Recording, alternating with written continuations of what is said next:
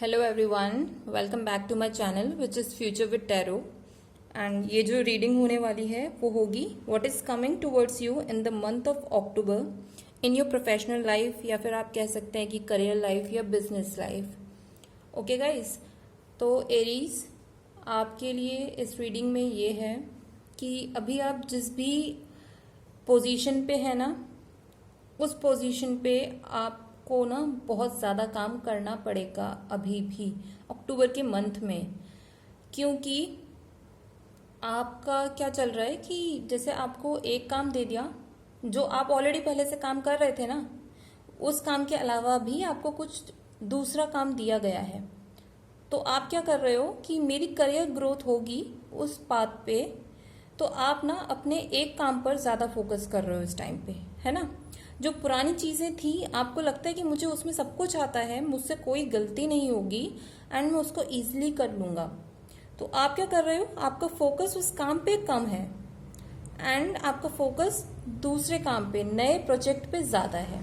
And आपको ऐसा लगता है कि ऐसा करने से आपकी प्रोफेशनल लाइफ में या बिजनेस में ग्रोथ होगी। तो अगर आप ऐसा सोच रहे हैं ना, तो ऐसा मत सोचिए, क्योंकि जो जजमेंट कार्ड होता है वो कार्ड तब होता है कि जब हम अपनी तरफ से काम कर लेते हैं ना, तो उसका जो रिजल्ट मिलता है वो तब आता है, ठीक है।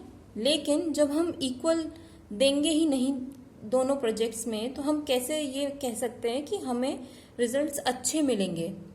ओके गाइस, तो अगर हम देखें तो स्टार के बाद जो कार्ड रखा हुआ है 8 ऑफ कप्स का, उसमें साफ साफ ये दिख रहा है कि अगर आप ऐसा करने वाले हैं ना कि पहले वाले काम को कम इम्पोर्टेंस दे रहे हैं, दूसरे नए काम को आप ज़्यादा इम्पोर्टेंस दे रहे हैं, तो आपको लिटरली सैडनेस फील करनी पड़ेगी एंड आपको हो सकता है कि उस प्रोजेक्ट में से निकाल दिया जाए, या आपको उस पाथ पे, करियर के पाथ पे से आपको हटना पड़े। तो आप जो पहले से कर रहे थे ना उस काम में ही करते रहें।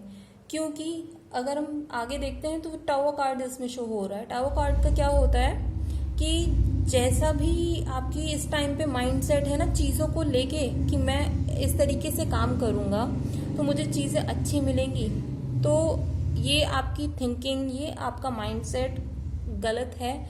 क्योंकि कहीं ना कहीं आपको ऐसी सिचुएशन में फंस जाओगे कि आपको लगेगा कि मेरी यहाँ से चीज़ें पूरी खराब हो चुकी हैं एंड रिकवर करने का कोई मौका नहीं है मेरे पास। जो चीज़ थी ऑलरेडी वो भी मेरे हाथ से चली गई। तो आपको ऐसी फीलिंग आने वाली है। एंड इस टाइम पे आप एक काम कर सकते हैं, आपको फिलहाल आप जिस मोड में है ना कि चीज़ें मैं अपनी तरफ से अच्छी कर रहा हूँ एंड चीज़ें अच्छी होंगी, ये थिंकिंग को पहले निकालें कि मेरा फ्यूचर आउटकम क्या होने वाला है।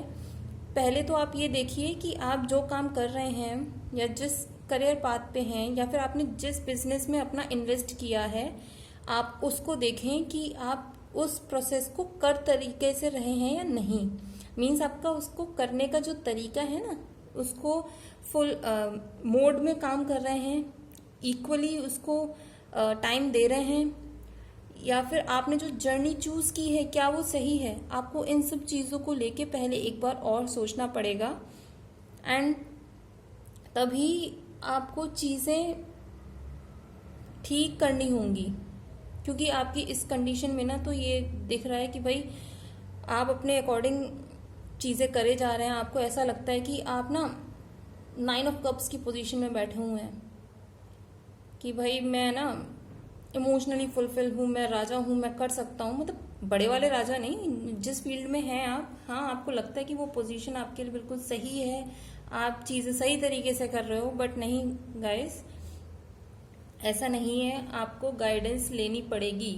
आपका जो टावर मूवमेंट है वो तो आएगा ही आएगा, क्योंकि आपने जो चीज़ें कर रहे हैं आप इतने टाइम से, अगर वो गलत करेंगे तो यूनिवर्स आपको एक तरीका तो दिखाएगा ना कि भाई आपने जो भी पाथ चूज किया वो गलत है। आप उसे सुनना ही नहीं चाहते हैं यूनिवर्स की तरफ से। आपको कितनी बार बोला गया है कि आप अपने अंदर झांक कर देखिए कि क्या चीज़ें गलत हो रही हैं आपसे, कहाँ पे आप ज़्यादा इन्वेस्ट कर रहे हैं चीज़ों में, आप वो चीज़ देख ही नहीं रहे हैं। यूनिवर्स आपको थोड़े थोड़े टाइम बाद आपको कुछ ना कुछ ऐसे साइन देता होगा कि जो चीज़ आपने जो जिसको बैक फ्रंट में रखा है ना, बैक में रखा है, और फ्रंट वाली चीज़ में आप जितना इमोशनली और फाइनेंशियली या फिर आप अपना कह लीजिए पूरा टाइम उसमें स्पेंड कर रहे हैं, तो ये चीज़ें मत कीजिए। आपका टावर मूवमेंट आएगा अक्टूबर के मंथ में एरीज, एंड ये आपको ना लिटरली इमोशनली बैंड बजा देगा आपकी। अगर आप इस चीज़ को नहीं देख रहे हैं तो इट वुड बी बेटर कि आप किसी ना किसी बड़े इंसान से, जो कि आपको ऐसा लगता है कि सही गाइडेंस दे सकते हैं, या फिर कोई ऐसा जो कि आप ही का फील्ड का हो और आपको चाहता हो कि आप ग्रो करें हर तरीके से, तो आप उनके पास जाइए।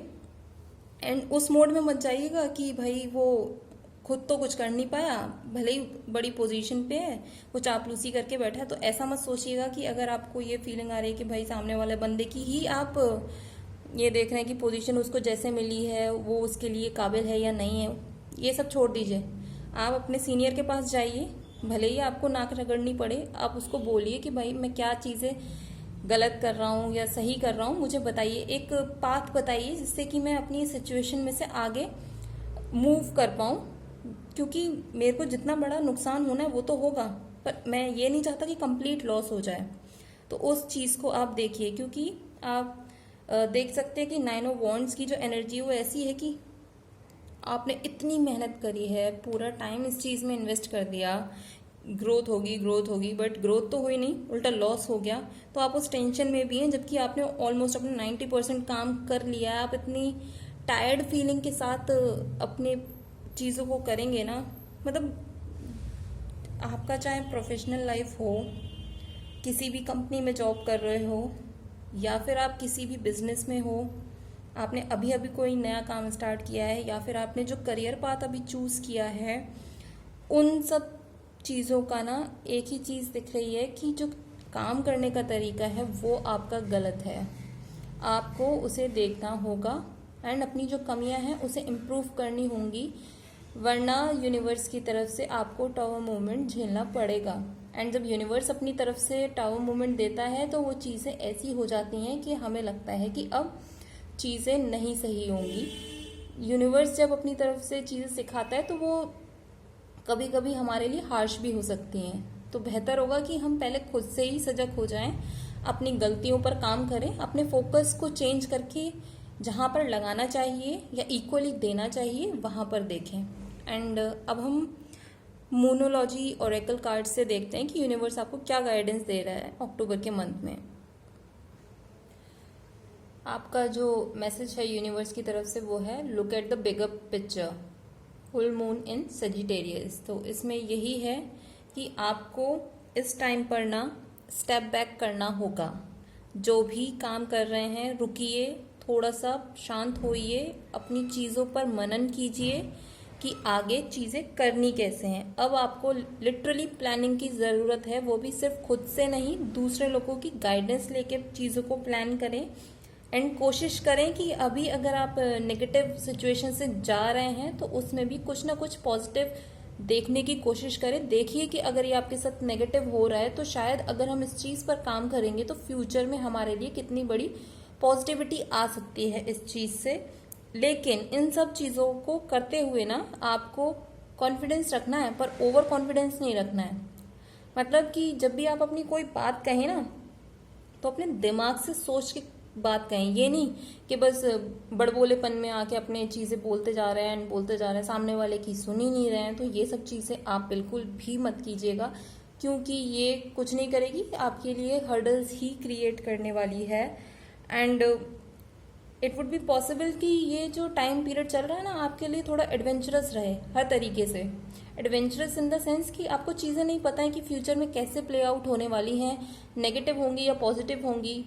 तो आप ये ही सोच के ना चलें कि चीज़ें पॉजिटिव होंगी, और या ये भी मत सोचिए कि नेगेटिव होंगी। अगर आप अपना जो चीज़ों करने का तरीका है उसको चेंज कर लिया तो वो टावर मूवमेंट नहीं आएगा, ठीक है। बट आपको उस चीज़ पे पहले फोकस करना होगा। अपने माइंड को ओपन रखिए हर चीज़ों से। एंड अपना जो टेंशन वाली चीज़ है ना उस पर लिटरली जाके गाइडेंस लीजिए गाइज, ये सबसे इम्पोर्टेंट पार्ट है। एंड आपको बस इसमें यही मेजर चीज बोली जा रही है कि आप ना एक बिगर पर्सपेक्टिव लेकर चलिए कि अगर चीज यहाँ पे मेरी खराब हो भी जाती है बट स्टिल कोई बात नहीं, मैं आगे और मेहनत करूंगा एंड चीजों को सही करूंगा तो मेरी लाइफ में और अच्छा होगा। मतलब अगर ये चीज नहीं मिल रही तो ठीक है, मैं इसके पीछे जान नहीं दे दूंगा, मैं दूसरी चीज पे काम कर लूंगा, मुझे उस चीज से ज्यादा प्रॉफिट हो जाएगा। तो वो वाली सिचुएशन लेके चलिए कि अगर मेरा ये काम हो जाता है तो अच्छा है, नहीं होता है तो और अच्छा है, मैं अपने मन की चीज करूंगा। ठीक है, एक पॉजिटिव एस्पेक्ट लेकर चलिए अपने माइंड में।